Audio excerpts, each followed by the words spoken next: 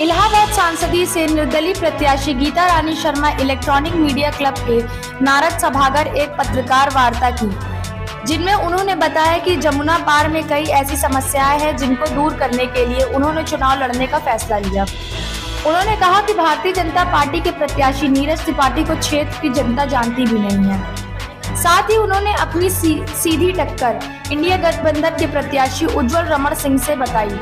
उन्होंने कहा कि उज्जवल रमण सिंह से पहले भी जनता नाराज है, क्योंकि इससे पहले उनके पिताजी यहाँ के प्रतिनिधित्व करते थे और उन्होंने भी इस पर कोई काम नहीं किया, इसलिए जनता काफी नाराज है। इलाहाबाद संसदीय क्षेत्र से निर्दलीय प्रत्याशी गीता रानी शर्मा ने नाम लिए बगैर आरोप लगाया है कि कुछ लोगों ने उनके प्रस्तावकों को धमकाया था और उन्हें चुनाव लड़ने से भी रोका था। जो समस्या है वो कहीं ना कहीं दिल को बहुत आघात पहुंचाई है और मुझे लगता है अगर मैं जीत के आऊंगी अब तो उनकी एक एक समस्या को खुद जाके उसका निस्तारण करूंगी। लोकसभा का चुनाव बहुत बड़ा होता है, इतना बड़ा क्षेत्र है, 20 लाख वोटर होंगे। आप कैसे उन लोगों को बूथ स्तर तक, आपकी क्या तैयारी है? मेरी बूथ स्तर तक ये तैयारी कि जो गांव के हारे हुए प्रधान होते हैं, मैं प्रत्येक हारे हुए प्रधान से मिली हूँ। जितने गांव है लगभग उनमें से मैं 1200 से 1100 गांव कवर कर चुकी हूँ। मैं हारे हुए प्रधानों से मिली, क्योंकि हारे प्रधान की भी आधी वोट होती है। तब मैंने उनको अपनी बताई कि भैया मेरी जो बात है ये है, मैं इस तरह लिखित रूप में आपको दे रही हूँ। आधी रात भी आप मुझे कॉल करोगे तो मेरा कोई PS या फला नंबर नहीं उठाएगा। मेरा पर्सनल नंबर इसमें है शपथ पत्र में। मैं अपने पर्सनल नंबर पे खुद आपकी कॉल उठाऊंगी, खुद संपर्क करूंगी आपकी समस्याओं से। तो हारे हुए प्रधान मुझसे बड़े प्रभावित थे, तो उन्होंने कहा बहन जी हमारी आधी वोट होती है और हमारी वो आधी वोट आपके लिए जाएंगी और कहीं ना कहीं हम चाहते हैं कि यहाँ एक नेता बदले, एक नया चेहरा आए जो कहीं ना कहीं विकास करे। जैसे कि हमारा क्षेत्र गंगा यमुना सरस्वती तीनों माताओं का संग। मैं यहाँ सबसे डोर टू डोर मिली हूँ।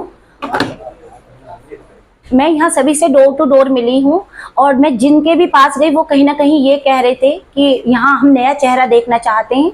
हम पुराने नेताओं से बहुत दुखी हैं, बहुत पीड़ित हैं।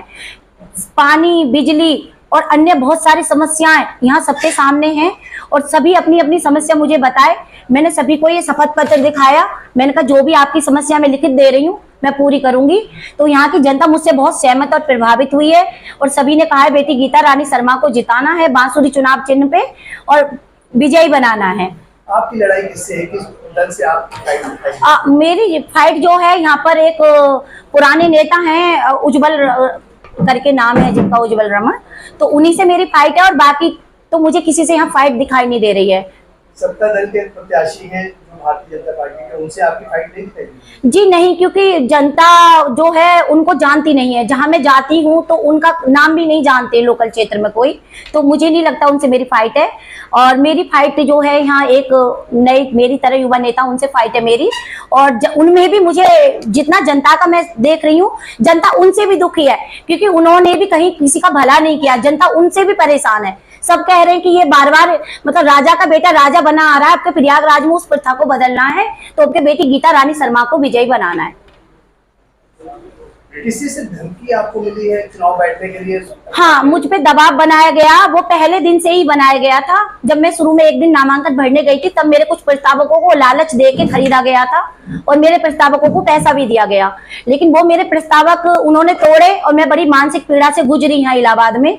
उसके बाद मैंने हिम्मत जुटाई और फिर मैं दोबारा नामांकन की हिम्मत करके, और मुझे यहाँ की महिलाओं का साथ बहुत मिला है। मेरे नामांकन वाले दिन सबसे ज्यादा महिला मेरे साथ थी और वोट में क्षेत्र में महिलाएं मेरे साथ हैं और वो कहती है कि हम खुद वोट देंगे, अपने पति और बच्चों की वोट भी तुम्हें दिलाएंगे।